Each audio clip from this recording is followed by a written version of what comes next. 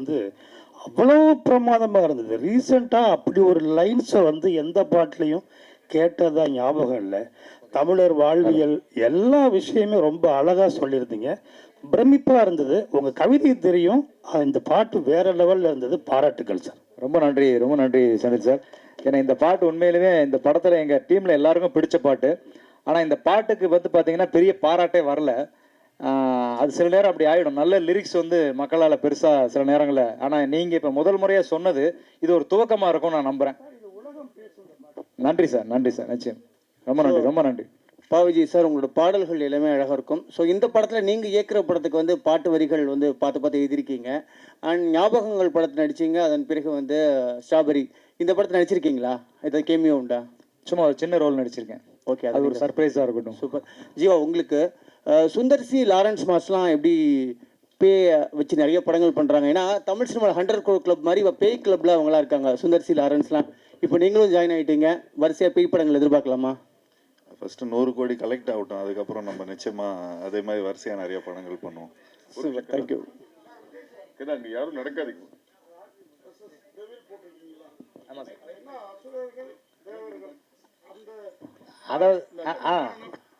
அதாவது அசுரர்கள் தேவர்கள் அந்த காலத்துல இருந்ததுல. ஆமா ஆமா, அந்த மாதிரி இப்ப ஏஞ்சல்ஸ் தேவதைகள் டெவில். ஒரு தீய சக்திக்கும் ஒரு நல்ல சக்திகளுக்கும் நடக்கிற ஒரு வார் மாதிரி ஒரு யுத்தம். அதுதான் அடி ஒரு தீமா இருக்கும். ஸோ அதை வந்து ஒரு ஆங்கில வார்த்தையை அதை யூஸ் பண்ணும். ஏன்னா மற்ற மொழிகளுக்கும் போய் சேரணும் அப்படிங்கிறதுக்கு. அகத்தியா அப்படின்னு போட்டீங்க. ஓலைச்சோடிலாம் வேற இருக்குது. ஜீவாவே நல்ல ஹைட்டு. அதை விட ராசிகன் தான் பயங்கர ஹைட்டாக இருக்காங்க. அகத்தியர் யார்? அர்ஜுனா? நீங்கள் கரெக்டாக கண்டுபிடிக்கிறீங்க. பட் இருந்தாலும் படத்தில் வந்து அகத்தியா வந்து ஜீவா தான். நீங்கள் பார்க்கும்போது உங்களுக்கு அது தெரிஞ்சிடும் அந்த பேருக்கும் இதுக்கும் என்ன காரணம் இருக்குது அப்படிங்கிறது. ஜீவா சார் சூப்பர் குட்டே கிட்டத்தட்ட 100 படங்களுக்கு மேலே பண்ணியிருக்காங்க. அவ்வளோ பெரிய இந்தியாவில் ப்ரொடியூசரு. இந்த கதையை ஏன் அப்பாட்ட சொல்லாமல் ஐஸ்வரி சார்ட்ட தான் சொல்லணும்னு போனீங்களே, என்ன காரணம்? எனக்கு அப்போவே அந்த ஸ்டேட்மெண்ட் அவருக்கு 1 செகண்ட் கணேஷ் சார் பதில் சொல்லுவார் இதுக்கு. நான் அவங்க அப்பாவுக்கு இந்த படத்தை போட்டு காமிச்சேன். பார்த்துட்டு ரொம்ப நல்லா இருக்குது அப்படின்னாரு. அப்போ நான் ஒரே வார்த்தை சொன்னேன், சார் நீங்கள் செய்ய வேண்டியதை நான் செஞ்சுருக்கிறேன் சார்ன்னு சொன்னேன். நிச்சயமா அப்படின்னு சொல்லிட்டு ஒத்துக்கிட்டு போயிட்டார். சார் வந்து இப்போது அப்பா பார்த்துட்டிங்கன்னா இப்போ ரொம்ப செலக்டிவாக தான் படம் பண்ணுறாரு. அதில் ஏற்கனவே 99ல் ஒரு படம் வந்து நான் அப்பாவுக்கு பண்ணுறேன்னா. ஸோ இப்போது அதுக்கப்புறம் 100th ஃபிலிம் என்ன பண்ணுறாருன்னு தெரியல. பட் இப்போ அந்த 99th ஃபிலிம் ஏற்கனவே நாங்கள் டிசைட் பண்ணிட்டோம். ஏன்னா அது கிட்டத்தட்ட ஒரு 2 இயர்ஸாக அந்த ஸ்கிரிப்ட் அப்படியே இதில் இருக்குது. ஸோ இந்த படம் முடிச்சதுக்கப்புறம் அந்த ஸ்கிரிப்ட் போகிறதா இருந்தது. அதுவும் நல்ல பெரிய பட்ஜெட் படம் தான் சார். சும்மா ஒரு ஜாலிக்கு தான் நான் எப்போயா சும்மா ஒரு என்டர்டெயின்மெண்ட்டுக்காக தான் நான் சொல்லுவேன். இல்லை வீட்டுக்கு போனால் செம்ம அடி விழும். பட் இது வரைக்கும் எனக்கு தெரிஞ்ச ஒரு 6 to 8 ஃபிலிம்ஸ் வந்து அப்பா கிட்ட பண்ணியிருக்கிறேன். அண்ட் இப்போ ஈலாம் பார்த்துட்டிங்கன்னா பெரிய பட்ஜெட் ஃபிலிம்ஸ் தான் சார். பட் இப்போது இன்றைக்கி இருக்கிற காலகட்டத்தில் இந்த ஓடிடி அது இதுன்னு எல்லாமே கொஞ்சம் டிஃப்ரெண்ட்டாக பிஸ்னஸ் அப்படி இப்படின்னு கொஞ்சம் ஆகிறதுனால கொஞ்சம் பார்த்து தான் முடிவு பண்ணுறோம். பட் கணேஷ் சார் பார்த்துட்டிங்கன்னா தொடர்ந்து நிறைய படங்கள் பண்ணிகிட்ருக்காரு. இப்போது ஒரு ஃபிலிமில் வந்து ஏதோ ஒரு விதத்தில் நம்ம ஏதோ கொஞ்சம் நிறைய செலவு பண்ணிட்டா கூட அடுத்த படத்தில் நாங்கள் வந்து கொஞ்சம் அதை கழிச்சுப்போம். நாங்கள் வேறு மாதிரி நாங்கள் இது பண்ணிப்போம். பட்டு அப்பா என்ன திரும்ப நான் வந்து அது வேறு கணக்கில் நான் சொல்லணும் அதுக்கு. சார் வருஷம் பண்ணலான்னு சொல்லிட்டாரு. அந்த கணக்கெல்லாம் இப்படி எதில் வருமா சார்?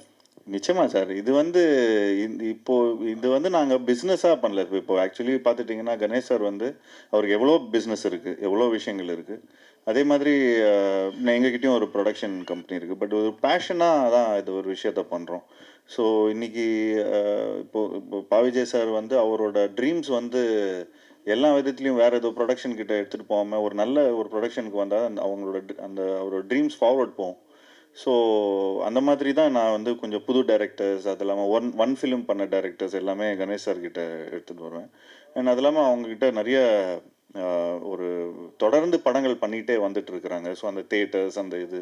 ஸோ அதனால் வருஷம் வீட் லைக் டு டூ. அண்ட் நாங்களும் அதுக்கேற்ற மாதிரி இப்போது கொஞ்சம் வருஷம் படம் பண்ணுறதுனால அதுக்கேற்ற மாதிரி கதைகளும் எங்களுக்கு டைரக்டர்ஸ் எழுதுவாங்க. டேரக்டர் சார், சார் இப்போ வெள்ளைக்காரங்களாம் வரும்போது நம்ம ஓலைச்சுவடிகள்லாம் அழிச்சிட்டாங்க, நிறைய அழிச்சிட்டாங்க, நிறைய மறைக்கப்பட்டது. ஸோ அதெல்லாம் காட்டுவீங்களா? இல்லை படத்தில் சீன்ஸ்லாம் இருக்கா? இல்லை இருக்குது. தமிழ் அந்த ஓலைச்சுவடிகள் சார்ந்த ஒரு காட்சி வச்சுருக்கோம். அர்ஜுன் சார் வர்ற காட்சியில் ஒரு நல்ல ஒரு அழகான காட்சி. நீங்கள் கண்டிப்பாக அதை ரசிப்பீங்கன்னு நினைக்கிறேன். ஏன்னா அது படம் பார்த்த எங்கள் எல்லாருக்குமே இப்போ சார்லேருந்து எல்லாருமே அந்த காட்சியை ரொம்ப விரும்பினாங்க. ஸோ அந்த அர்ஜுன் சாரோட சீனில் அந்த ஒரு ஓலை சுவடியும் நம்முடைய தொன்மையான தமிழில் அவர் பேசுகிற ஒரு காட்சியும் ஒரு இருக்குது. அது நிச்சயமாக அது ஒரு நல்ல ஒரு பேசப்படுற ஒரு காட்சியாக இருக்கும். சார் விஜய் சார் வாழ்த்துக்கள். நன்றி சார். படத்தை பார்க்கவே 2 பீரியடை மென்ஷன் பண்ணியிருக்கீங்க. ஒன்று பிரிட்டிஷா இல்லை ஃப்ரெஞ்ச் பீரியட் வருமா?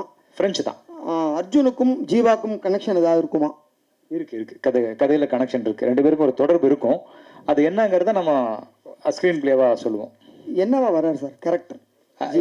ஜீவா சார் வந்து அகத்தியாவா வராரு. அகத்தியானா அதாவது கேரக்டரா சார் படத்துல வந்து அவர் வந்து ஒரு ஆர்ட் டைரக்ஷன் பண்ற ஒரு ஆர்ட் டைரக்டராக அறிமுகமாகிறாரு.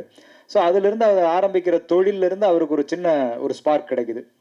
நம்ம பண்ணிட்டு இருக்கிறது சரியா இல்லையா, அப்போ அவர் ஒரு கேட் ஓப்பன் ஆகுது. அதுல இருந்து கதை அப்படி ஆரம்பமாகும். ஆரம்ப புள்ளி அதுதான். அவங்க வந்து அவங்க கூடவே படிச்ச ஒரு லவ்வர், அந்த மாதிரி ஒரு ஆர்கிடெக்டா இருக்காங்க ராஷிகண்ணா. டாக்டர் சார், இப்போ நம்ம ஹீரோ வந்து ஒரு விஷயம் கேட்டாங்கன்னா கண்டிப்பாக டேரக்டர் வந்து ஒரு ஹெல்ப் பண்ணுவாங்க. ஏதாவது ஒரு விஷயம் வந்து கதையாவது போடுவாங்க. ஆனால் அவர் சொல்லியிருக்க வருத்தப்பட்டார் வேறு, எனக்கு ஒரு பாட்டு கேட்டோம் கொடுக்கவே இல்லை, கடைசி வரைக்கும் என்னை வந்து ஒதுக்கே வச்சுட்டாங்கன்ட்டு. அது அப்பயே சொன்னார் அவங்ககிட்ட? இல்லை சொன்னார் சொல்லிட்டு சார்கிட்டையும் சொன்னார், இந்த மாதிரி நம்ம ஒரு ப்ரொமோஷன் சாங் பண்ணலாம் சார் அப்படின்னு. இந்த படத்துலேயே வந்து 6 பாட்டு வைக்க வேண்டியதாயிடுச்சு. ஏன்னா காட்சிகள் நகர்த்துறதுக்கு சில நேரங்கள் பாட்டு வந்து இப்போ சொன்ன மாதிரி அந்த மூலிகை சாங்கில் நிறைய காட்சிகள் நகரும். ஸோ இப்படி ஒரு பாட்டுக்குள்ளேயும் காட்சி நகர்றதால தனிப்பட்ட பாட்டு வைக்க முடியல, ஒரு டூயட் சாங் அப்படின்னு போக முடியல. அதனால தான் அவர் ரொம்ப என் மேலே ரொம்ப பிரியமா இருப்பா அப்படி ஜீவா சார்.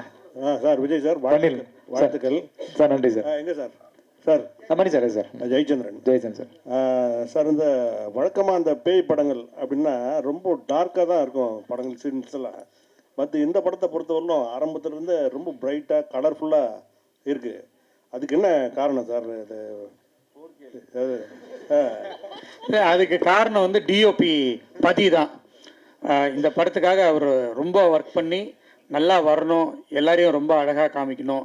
ஏற்கனவே எங்கள் ஹீரோயின்லாம் ரொம்ப அழகு தான், அதுக்கு மேலேயும் காமிச்சிருக்காப்புல, ரொம்ப பிரைட்டாக பண்ணியிருக்காப்புல. இதுக்காக ரொம்ப மெனக்கெட்டு பண்ணியிருந்தாப்புல. இல்லை அதுக்காக கேட்கல சார். இப்போது டார்க்காக எடுக்கிறாங்கன்னாக்கா இந்த பயம் வந்து கொஞ்சம் அதிகமாக இருக்கும். இல்ல அந்த மாதிரி காட்சிகளுக்கு அப்படிதான், அந்த மாதிரி காட்சிகள் அப்படி இருக்கு அந்த மாதிரி. அதாவது இப்போ அந்த ஆவி சம்பந்தப்பட்ட காட்சிகள்லாம் வந்து அப்படிதான் இருக்கும்.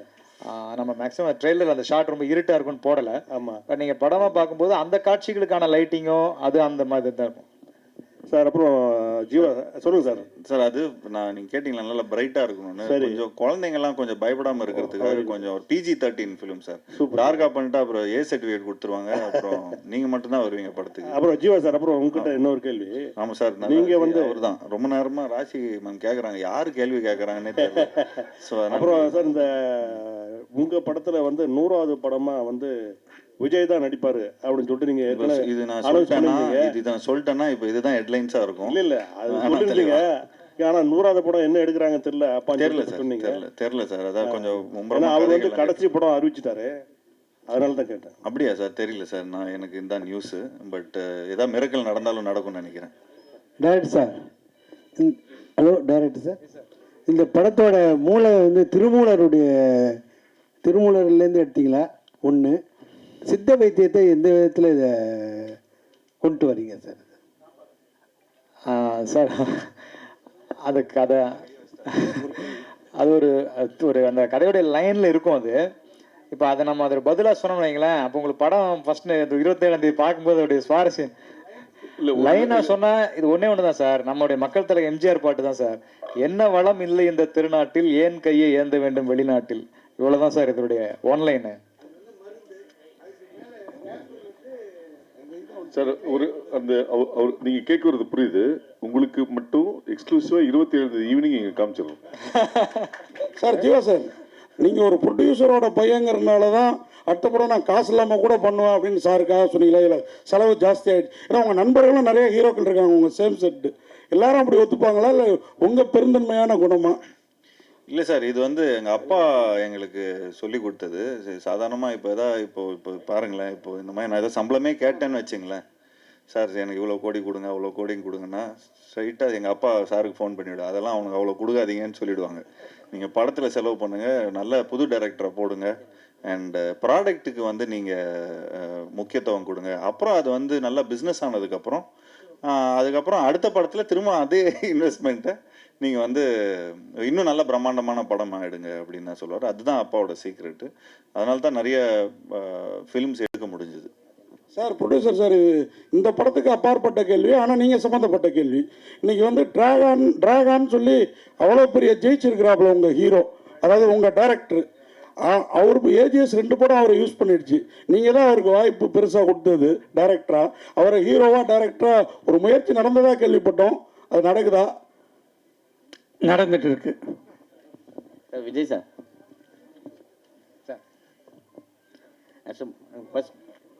ஃபர்ஸ்ட் பாடலாசிரியராக இருந்தீங்க, அப்புறம் நடிகரானீங்க, இருந்துட்டு இருக்கீங்க.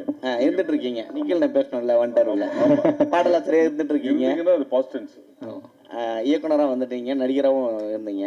அடுத்து ப்ரொடியூசராக எப்போ வர போறீங்க? இந்த ஸ்ட்ராபெரி என்னோட படம் தான், நான் ப்ரொடியூஸ் பண்ண படம் தான். பட் இதுக்கப்புறம் ப்ரொடியூஸ் பண்ண மாட்டேன், ஒன்லி டைரக்ஷன் படம் அந்த மாதிரி தான். சித்த மருத்துவம் இப்போ வந்து கொரோனா டைமில் தான் எல்லாருக்கும் தெரிய ஆரம்பிச்சுது. கேன்சர் கூட அதுல இருந்து மருந்துகள் இருக்குன்னு சொல்லியிருக்காங்க. இது முற்றிலும் வந்து ஆங்கிலேயர் அந்த டைமில் தான் அந்த இது அழிக்கப்பட்டதுன்னு நீங்கள் நினைக்கிறீங்களா?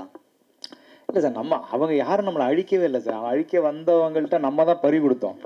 ஸோ அவன் வந்து அந்நியர்கள் வந்து அழிச்சாங்கங்கிறது அது கதை கிடையாது. ஒரு என்ன சொல்கிறது, ஒரு காலகட்டங்களில் வந்து சில கண்டுபிடிப்புகள் நம்ம வந்து புறக்கணிச்சாங்க. நம்மளுடைய முன்னோர்கள் மூதாதையர்களுடைய அறிவையும் நம்ம கண்டுபிடிச்ச விஷயங்களையும் வந்து இங்கே இருட்டடிப்பு செய்யப்பட்டது. அந்த மாதிரியான ஒரு சம்பவத்தை நான் படிக்கும்போது தான், அடடா இப்படி ஒரு விஷயத்த நம்ம ஆளுங்க தான் கண்டுபிடிச்சிருக்காங்களா, இது உலகத்துக்கு தெரியாமல் போயிடுச்சு. ஆனால் வந்து யாரோ கண்டுபிடிச்சதா எங்கெங்கயோ பேசி பெரிய பெரிய பாராட்டுகளும் விருதுகளும் வாங்கிட்டு இருக்காங்களே அப்படின்னு ஒரு எண்ணம் ஏற்பட்ட போது அதை தான் ஒரு தீப்பொறியை எடுத்து இந்த கதை பண்ணும் சார். அப்படிதான் இந்த கதை உருவாச்சு. விஜய் சார், சார் என் இனிய பொன்னிலாவை படத்துல இடம்பெறுமா இல்லை இங்க மட்டும் காட்டப்பட்டதா? அதுக்கு முறைப்படி அனுமதி வாங்கி யூஸ் பண்ணீங்களா? அது மொத்த டீட்டெயில் சொல்லுங்க சார், ஏன்னா அதை பத்தி ஒரு கேஸ் இருக்கு இல்லையா? அது வந்து முறையா இளையராஜா சார்கிட்ட இருந்து வாங்கி பண்ணோம். அதுக்கு பிறகு வந்து சரிகமா தான் அதனுடைய அவங்க ஓனர்ன்னு சொல்லிட்டு அவங்க கோர்ட்டுக்கு போனாங்க.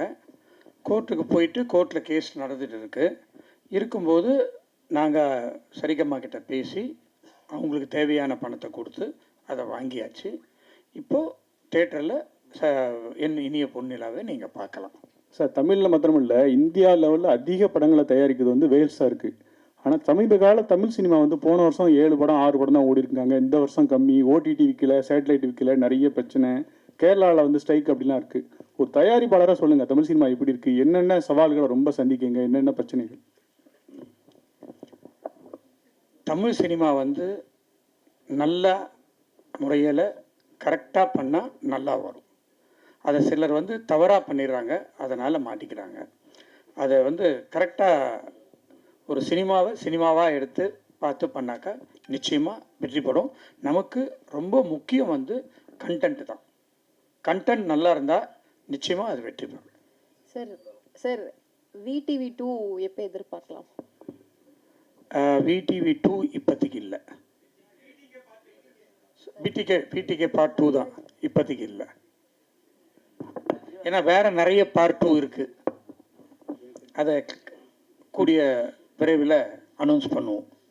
ஜீவா சார், உங்கள் லுக் வந்து பயங்கர ஸ்மார்ட்டாக இருக்குது. ஜிப்சி மாதிரியே. ஜிப்சி செகண்ட் பார்ட் ஏதாவது போயிட்டு இல்லை, இந்த லுக்கு வந்து இஸ் ஆக்சுவலி வேலையெல்லாமல் இருக்கிற லுக் இது.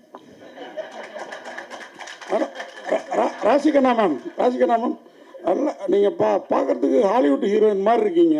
இன்னமும் தமிழ்லையும் ஹிந்திலையுமே சுற்றிட்டு இருக்காங்கிற ஃபீலிங் ஏதாவது இருக்கா? ஏன்னா எதுவும் வாய்ப்பு வந்ததா ஹாலிவுட் சைட்லேருந்து? நீங்கள் நடந்து வர்றப்ப பார்த்து நானே மறந்துட்டேன்.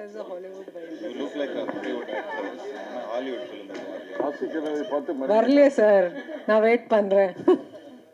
பண்ணணும். தேங்க்யூ. நன்றி. இங்கே கோயின்சிடென்ஸாகவே வந்து அகத்தியா அண்ட் சப்தம் ரெண்டுமே வந்து ஒரே நாளில் ரிலீஸ் ஆகுது. ரெண்டுக்குமே வந்து ஈக்குவலான எக்ஸ்பெக்டேஷன்ஸ் இருக்குது. ரெண்டுமே ஹாண்டட் அண்ட் மித்தாலஜி அந்த மாதிரியான ஒரு விஷயமா இருக்குது.